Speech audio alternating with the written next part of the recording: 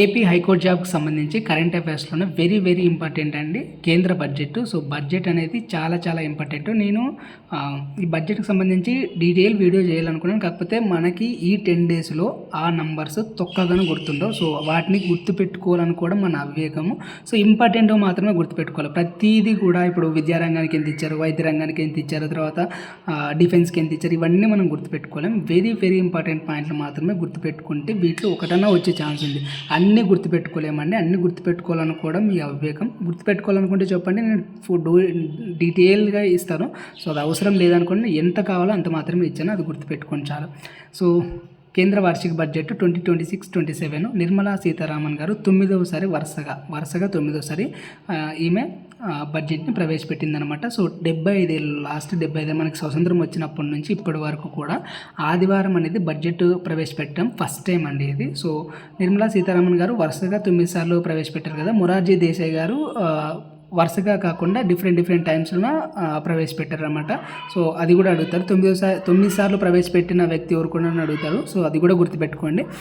Next దీని పేరు పెట్టారు వికసిత్ భారత్ అని. సో వికసిత్ భారత్ మొత్తం టోటల్ ఎంత బడ్జెట్ కేటాయించారంటే 53,47,315 కోట్లు అండి. సో దీంట్లో రెవెన్యూ రాబడులు ఏముంటాయి, మూలధన రాబడి ఎంత ఉంటుంది, తర్వాత రెవెన్యూ వ్యయం ఎంత ఉంటుంది, మూలధన వ్యయం ఎంత ఉంటుంది అనేది వెరీ ఇంపార్టెంట్. ఈ ఫిగర్స్ ఖచ్చితంగా గుర్తుపెట్టుకోండి. ఈ ఫిగర్స్ మొత్తం ఇలా గుర్తుపెట్టుకోకుండా వికసిత్ భారత్ లక్ష్యంగా ఎన్ని కోట్లు వార్షిక బడ్జెట్ ఎంత అంటే 53.47 అంతే గుర్తుపెట్టుకోండి. 53.47 వరకు గుర్తుపెట్టుకున్నా కానీ సరిపోతుంది.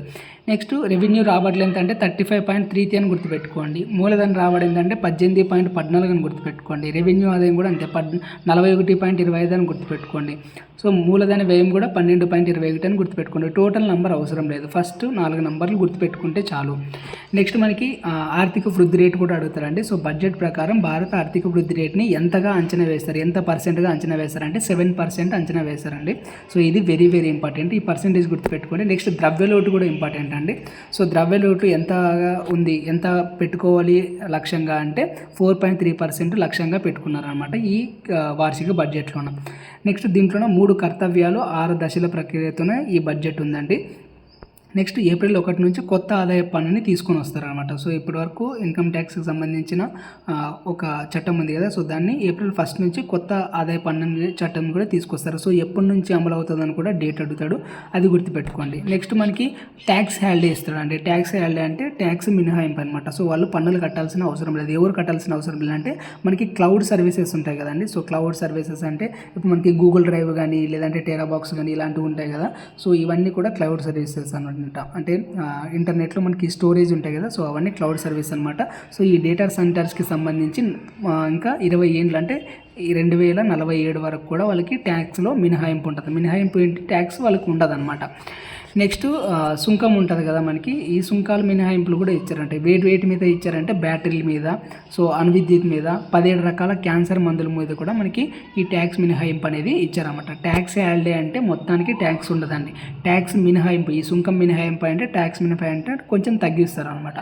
సో మనకి ఏపీకి సంబంధించి ఎటువంటి కేటాయింపులు చేశారంటే మనకి పోలవరానికి 5,936 కోట్లు ఇవ్వాలి, ఫస్ట్ ఇస్తామని చెప్పారు. కానీ సవరణలోన 3,017 కోట్లు ఇస్తామని చెప్పారండి.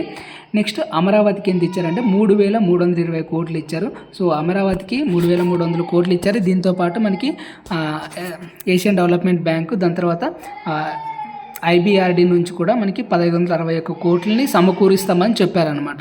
సో దీంతోపాటు 3 పారిశ్రామిక నోడ్లు ఉన్నాయి కదా మనకి. So Chennai to Vizag, Chennai to Bengaluru, తర్వాత హైదరాబాద్ టు బెంగళూరు ఇవి ఉన్నాయి కదా. ఈ 3 పారిశ్రామిక క్యారిడార్లకు మనకి కొప్పంలో ఒకటి, తర్వాత ఇక్కడ ఓరుకల్లో ఒకటి, ఇంకొకటి ఉంది. సో ఈ 3 పారిశ్రామిక నోడలు కానీ 3,000 కోట్లని కేంద్ర ప్రభుత్వం అయితే మనకి ఇచ్చారనమాట. సో రైల్వే బడ్జెట్ గురించి కూడా అడుగుతాండి. సో రైల్వే బడ్జెట్ ఎంత కేటాయించారంటే 2,77,830 కోట్లు అండి. సో 2.77 కోట్లని గుర్తుపెట్టుకోండి. అంటే దేశంలో 7 కొత్త హైస్పీడ్ రైల్వే క్యారిడార్లు కూడా మనకి తీసుకురావడానికి ఈ బడ్జెట్లో అనౌన్స్ చేశారనమాట. నెక్స్ట్ మనకి ఆర్థిక సంఘం నివేదిక కూడా వెరీ వెరీ ఇంపార్టెంట్ అండి. సో 16వ ఆర్థిక సంఘం నివేదిక ఇది వచ్చేసి 2026-27 నుంచి 2030-31 వరకు ఉంటుంది. సో 5 years ఉంటుంది కదా ఆర్థిక సంఘం అనేది. సో 2026-27 నుంచి 2030-31 వరకు ఉంటుంది. సో దీంట్లో ఏం చెప్తారంటే మనకి పన్నుల ఆదాయం ఉంటుంది కదా, ఆ పన్నుల ఆదాయంలోన రాష్ట్రాలకి ఎంత వాటా ఇవ్వాలి, దేశానికి ఎంత వాటా ఉండాలి అనే దానిపైన ఈ ఆర్థిక సంఘం నివేదిక అనేది ఇస్తుంది అనమాట.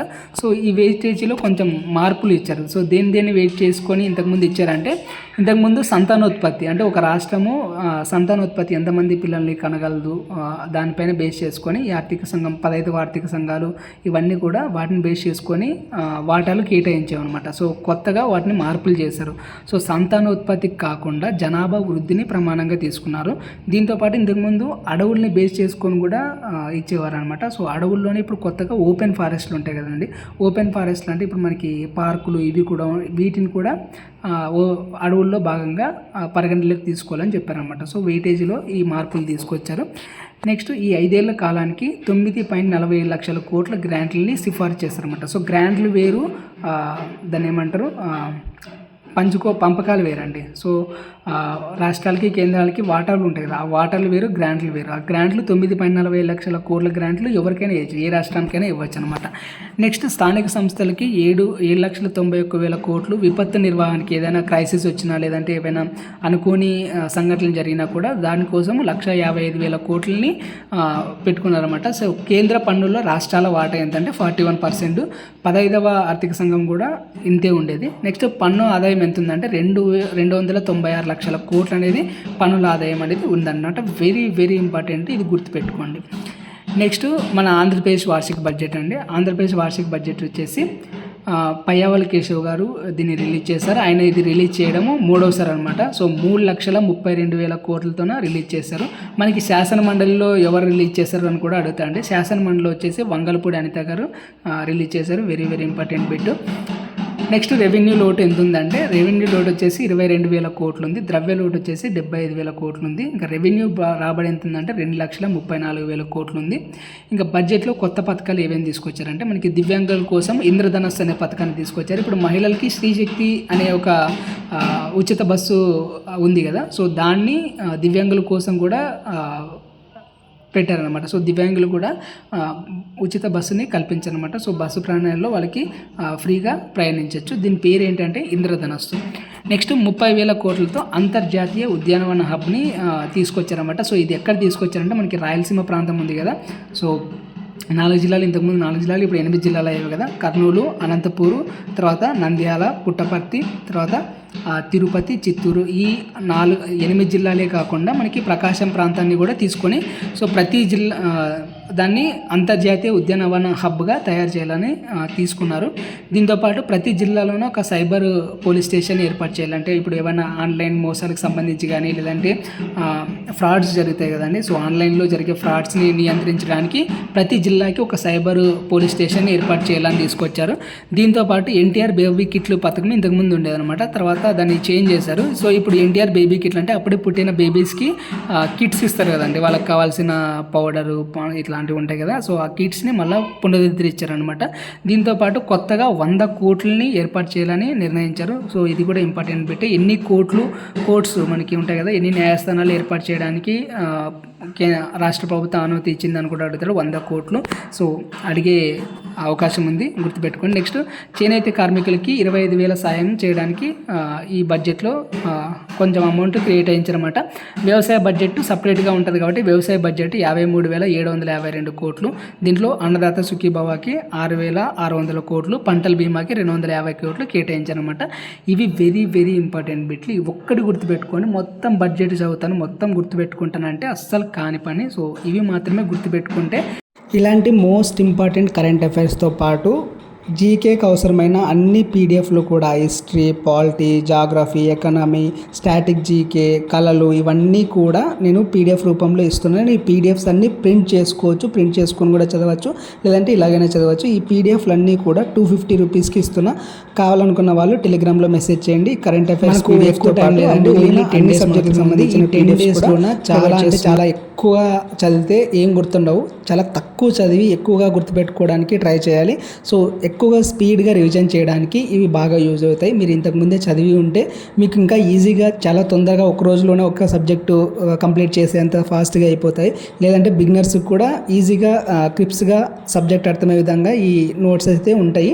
సో ఇవన్నీ కూడా మీరు ప్రింట్ తీసుకోవచ్చు, లేదంటే ఇలాగే చదువుకోవచ్చు. వీటితో పాటు కరెంట్ అఫైర్స్ ఇందాక చెప్పాం కదా, వాటి కరెంట్ అఫైర్స్ మొత్తం కూడా నేను ప్రొవైడ్ చేస్తున్నా 250 రూపీస్కి. ఎవరికైనా కావాలనుకుంటే టెలిగ్రామ్లో మెసేజ్ చేయండి, అవసరం లేదనుకుంటే ఇలాగే చదువుకోండి. Thank you for watching. Tata.